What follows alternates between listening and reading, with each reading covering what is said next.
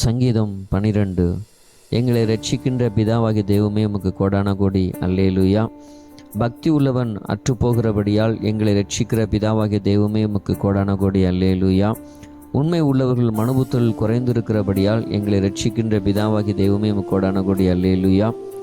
தங்கள் தோழரோடு பொய் பேசுகிற உதடுகளை அறுத்து போடுகிற இயேசு தெய்வமே உமக்கு கோடான கோடி ஓசன்னா.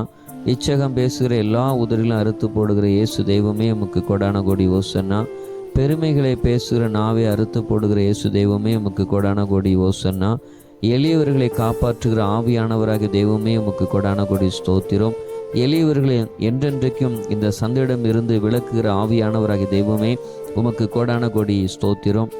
எளியவர்களை என்றென்றைக்கும் இந்த சந்தையிடத்திலும் இருந்து காத்து கொள்ளுகிற ஆவியானவராகிய தெய்வமே உமக்கு கோடான கோடி ஸ்தோத்திரம்.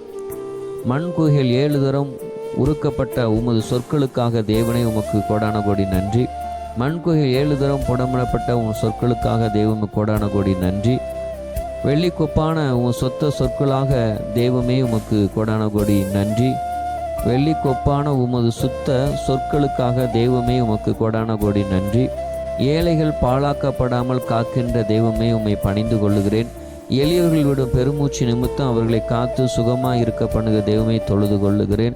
எளியவர்கள் மேல் சீருடம் இருந்து அவனை காத்து சுகமாய் இருக்க பண்ணுகிற தெய்வமே உம்மை நமஸ்கரிக்கிறேன். ஆமேன்.